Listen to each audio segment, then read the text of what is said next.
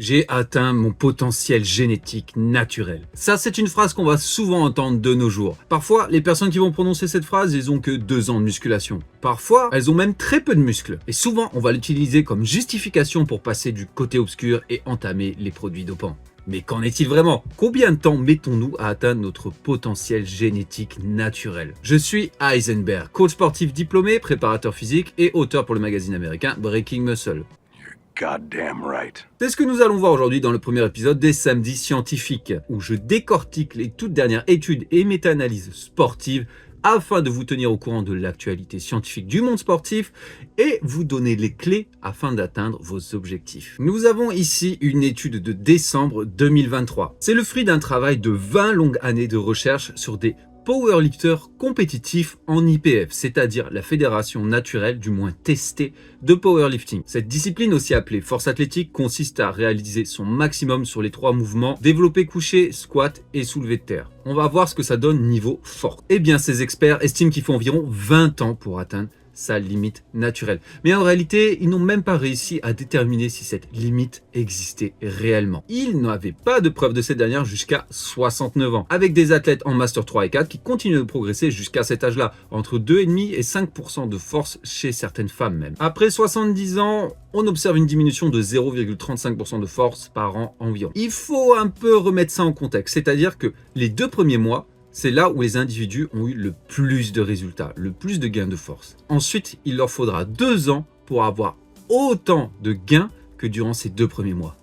Et enfin, 17 ans de plus pour avoir à nouveau ces mêmes gains. C'est-à-dire que plus on s'entraîne, plus on a l'expérience, plus c'est difficile. Après 10 ans d'entraînement, les bénéfices, les gains que vous obtenez en vous entraînant, ils sont proches de zéro, malheureusement. Ouais, c'est un peu déprimant.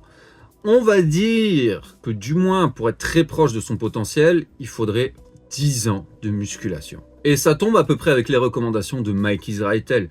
Lui recommande d'attendre 10 ans avant de passer du côté obscur et au minimum du minimum 5 ans. Et je pense que pour le coup, il a plutôt raison. 10 ans me paraît être un bon nombre d'années pour voir à peu près à quoi votre corps va ressembler. Alors oui, évidemment, on parle de force. Et vous allez me dire, qu'en est-il pour le bodybuilding, la masse musculaire?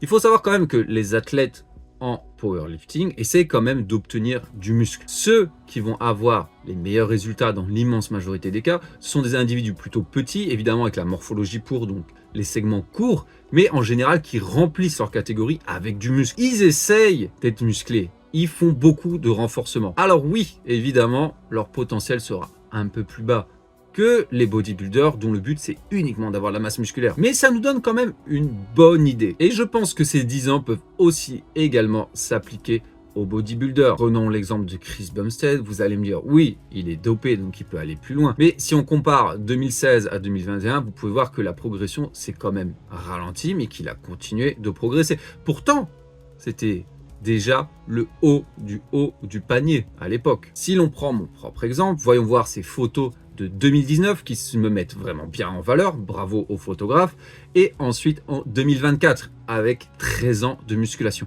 J'ai progressé, j'ai pris notamment des épaules, des pectoraux, des bras, 2 cm environ de bras, et ça se voit pas trop, mais des jambes également. Je suis à plus de 60 cm. Je le sais parce que ça a été beaucoup un point faible pour moi. Évidemment, après autant d'années de musculation, je vous dis que je suis content quand je gagne 500 grammes de muscle par an.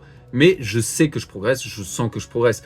Chaque année, en étant au même poids, je suis mieux visuellement. Et pour large, me direz-vous, prenons l'exemple par exemple de Rudy Kadlub.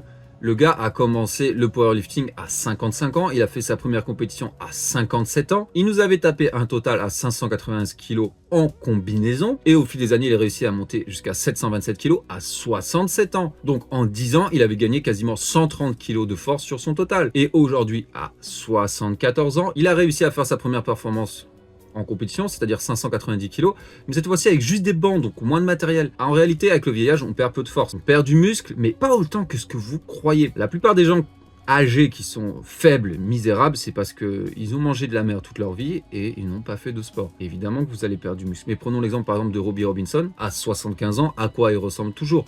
Il a continué à faire de la musculation et il ressemble pas au papy du coin. Donc, moralité, qu'est-ce qu'on peut en retenir? Déjà, premièrement, il n'est jamais trop tard pour commencer la musculation.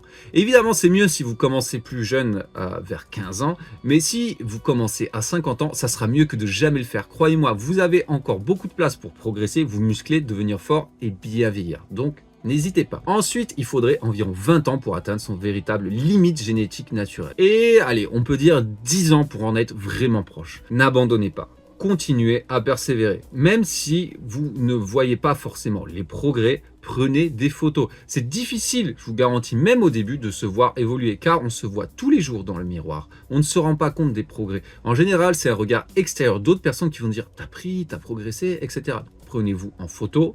Souvenez-vous que c'est un marathon, pas un sprint, 10 ans, n'est-ce pas? Et si vous voulez passer du côté obscur, considérer les produits dopants, déjà, ne le faites pas non accompagné, s'il vous plaît, avec coach, médecin, idéalement, mais soyez patient, ok? À moins que vous ayez une génétique incroyable et que vous allez être sûr de percer et devenir un IFBB pro, que c'est votre rêve, je ne vois pas l'intérêt. Patientez. Apprenez déjà à bien vous alimenter, bien dormir, bien vous entraîner et continuez à maximiser votre potentiel naturel avant de rajouter d'autres choses parce que sinon c'est un peu gâché. Bon, voilà, dites-moi ce que vous en pensez en commentaire. Ça fait combien de temps que vous pratiquez la musculation et est-ce que vous continuez à progresser après 10 ans de musculation ou pas? Allez, à la prochaine et n'oubliez pas, tout commentaire booste l'algorithme.